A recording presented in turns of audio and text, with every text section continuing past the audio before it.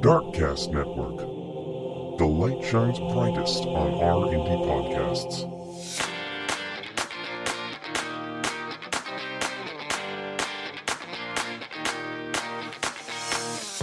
Hey, Rainbow Warriors. This is my disclaimer.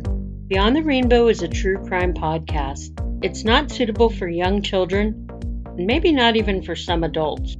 I tend to swear like a sailor, and I'm kind of proud of that. Listener discretion is advised.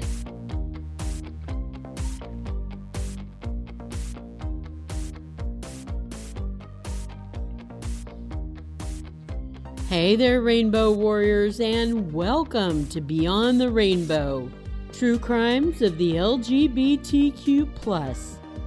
I'm your host, CJ.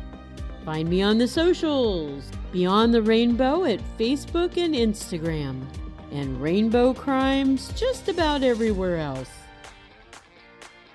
Be sure to check out my website at beyondtherainbowpodcast.com.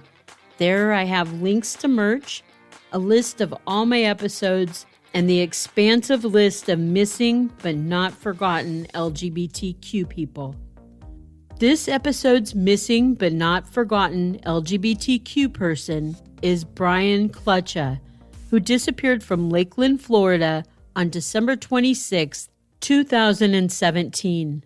Brian was last seen making a transaction at Mid-Florida Credit Union in Auburndale, Florida.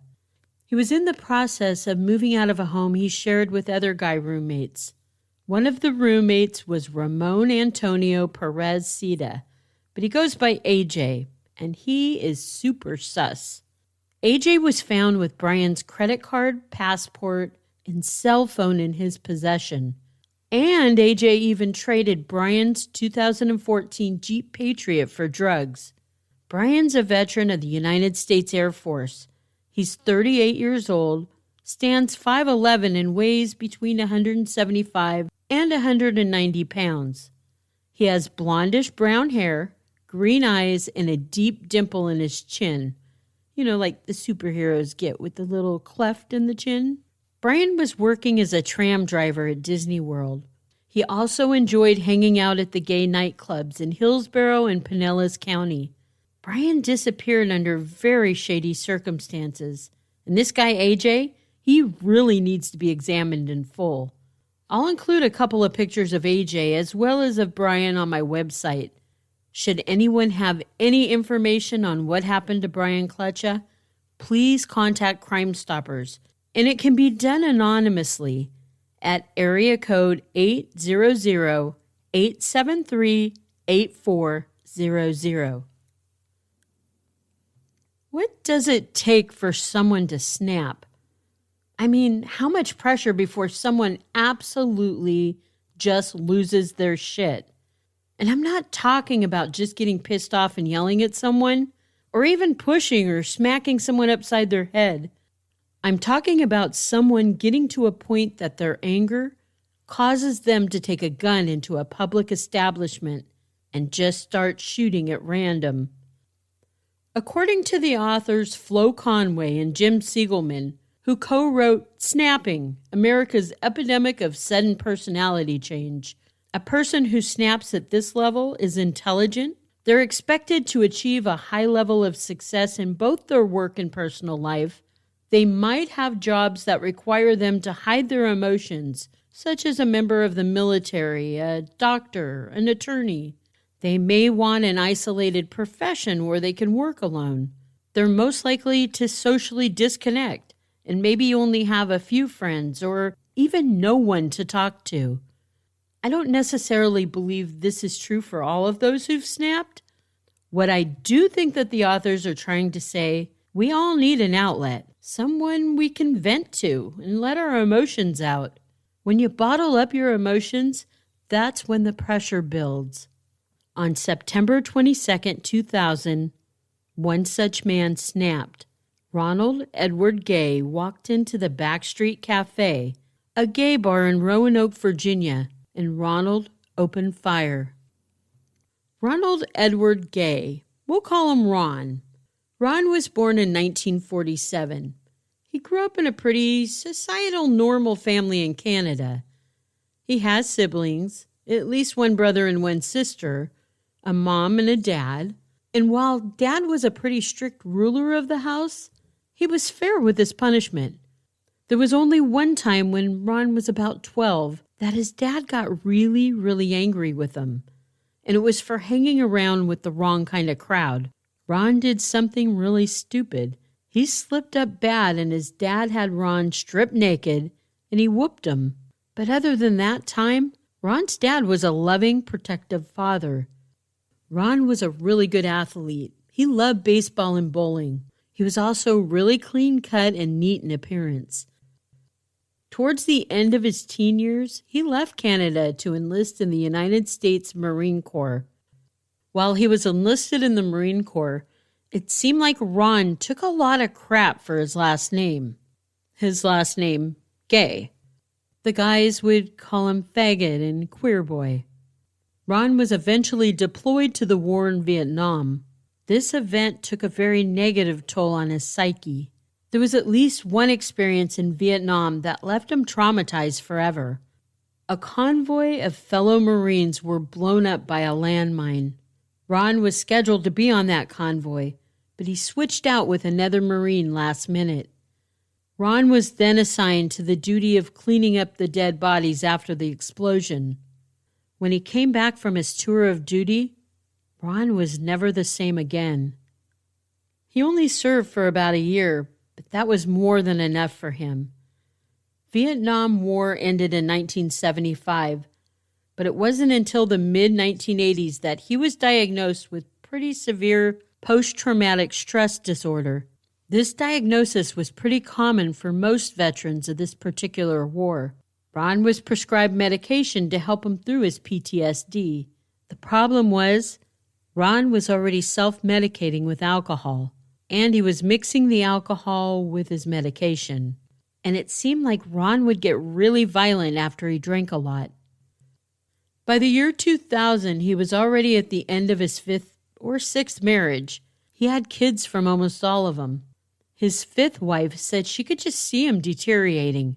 He was on Prozac for depression and Klonopin, which is an anti-anxiety drug. He faithfully took his meds, but with the alcohol, his mental state was in a rapid decline. He started to withdraw from everyone. There was no one he wanted to be around or talk to. What's more is the Veterans Affairs Medical Center, who was supposed to be supplying Ron with his medication, had suddenly denied giving him any more. Ron was spiraling downward into an abyss. Come September 22nd, 2000, Ron had an internal score to settle. He was never happy with his last name. He was ready to wage his own war against the LGBTQ community. After all, the LGBT community had stolen his last name. In the days preceding the 22nd, Ron started to give his things away. Usually, this is something indicative to somebody who's going to take their own life, but not in this case. The Jefferson Motor Lodge was Ron's latest place he was staying. Ron had become very nomadic in the past few months, moving from place to place. He always carried a gun with him as well. At the Jefferson Motor Lodge, he studied the Bible and he called himself a Christian soldier, and his anger towards homosexuals was growing. He had made an acquaintance at the Motor Lodge, a guy named Virgil Glover. Virgil said that Ron seemed like a real friendly guy, not the sullen, withdrawn recluse that others have described. Ron offered Virgil cigarettes and then booze and then money, his eyeglasses, and his room key. Ron was trying to use Virgil as his outlet, but it was too late. Ron had too many hostilities pent up inside. That accompanied with the PTSD, the alcohol. None of it was mixing well at all. That night on September 22nd, Ron bought pizzas for himself, Virgil, Virgil's lady friend, and her son. It was almost 11 p.m., and he told Virgil he was going to go out, and if he wasn't back by the morning, turn on the 8 a.m. news. By 11:30 p.m., Ron was dressed in a black trench coat. He was walking down a street in Roanoke. He was passing the Corned Beef and Company, and he saw an employee outside in the alley. He asked the employee if he knew where the gay bar was, because he wanted to waste some faggots. Ron then pulled back his trench coat, and he showed the employee his 9mm Ruger pistol. The employee wasn't certain if the man was joking or not, but he pointed Ron in the direction of the nearest park. Ron headed in the direction he was pointed to, while the restaurant employee called 911. A police officer responded to the call and was asking the employee for a description of the threatening man by 11:39. Within 10 to 15 minutes, a call from the police dispatch alerted the officer to a shooting. It was at the Backstreet Cafe, just a few blocks from where he stood. Ron, who was walking towards the park, saw the Backstreet Cafe. He walked in and he ordered a beer. He sat down on a stool at the bar. A group of gay men sat at a table near to where Ron was sitting. One of the men got up when another man arrived to join the group. The standing man, Danny Overstreet, was a jovial, friendly man, and he stood up to give the man who just entered and joined the group a big bear hug. As the two men were releasing from the embrace, Ron stood up, took his pistol from his trench coat, and shot at the men. Danny immediately dropped to the floor. Ron didn't stop there, though. He randomly shot any person who was moving.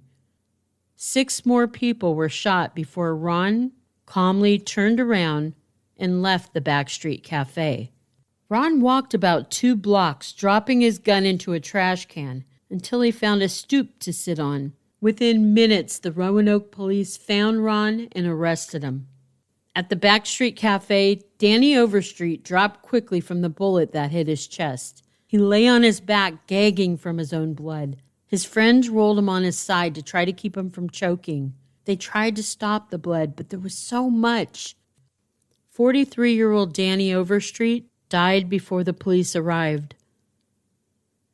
Danny had a pet poodle who was his world. He would no longer be taking walks or cuddling on the couch with his buddy ever again. Danny was loved by so many. His family, his abundance of friends. He was his mother's youngest, and they were so close. They'd run errands and go shopping together on a regular basis. Danny had his cosmetology license, and he would even perm his mother's hair for her, although Danny was a customer service specialist for Verizon phones. He occasionally performed as a drag queen, and he called his character I Wanna. People were drawn to Danny's big, loud laugh over the silliest things. He was a happy, happy man, and he is missed so much by all who knew him. The other 6 victims that were shot survived. 39-year-old John Collins was the man hugging Danny. John was shot in his abdomen. The bullet entered the front of his stomach, blew through his colon, and exited out his hip. John was out to very, very few select people. He was a car salesman, and he knew he wasn't going to have a job to go back to after everyone found out he was shot in a gay bar. 40-year-old Joel Tucker was shot in his lower back. The bullet missed his spine by about an inch. Doctors decided to leave the bullet because surgery to remove it could lead to paralysis, or it could even be fatal. Joel wasn't out as gay either. He was afraid his job or family might have a negative response. When he was interviewed by a newspaper, he lied. He said he was there with his girlfriend. The newspaper printed his response along with his home address, and Joel lived in fear for many years that somebody would come and shoot him for being gay. 45-year-old Susan Smith, she was shot in her right leg. 36-year-old Kathy Caldwell was shot in her right shoulder and in the knuckle of her middle finger on her left hand. The bullet that entered and exited out of her shoulder caused no lasting damage other than a scar, but the bullet in her left hand, it was much more detrimental to her. She went through 13 surgeries, skin and bone grafts, and ultimately the amputation of her middle finger. During one of the bone grafts, many of the nerves in her hand were cut out, and then the palm of her hand was sewn to her hip for 28 days until it healed. Not only suffering from mental and physical anguish, Kathy was struggling financially. And as most of us know, healthcare in the U.S. isn't cheap. Medicare and Medicaid picked up a little bit of the cost, but they refused to pay for all of it. And then the hospital sent Kathy to collections, and this wreaked havoc on her credit score. To further complicate financial matters, Kathy couldn't work for 2 years due to the injury that was inflicted upon her at the hands of Ron. 39-year-old Iris Webb was shot in her neck. 41-year-old Linda Conyers was shot in her right arm and hand. I believe Linda was the only victim that was treated and released at the hospital. The patrons of the Backstreet Cafe that were uninjured remained shocked by the events of the night. A police cruiser that contained a handcuffed Ron in the back seat rolled up in front of the bar. An officer went in and asked several people if they could identify the shooter. Several people looked out the window to the police cruiser. Ron sat, never lowering his head, but rather staring out the window at them, seemingly unashamed of what he had just done. And of course, witnesses identified Ron as the shooter.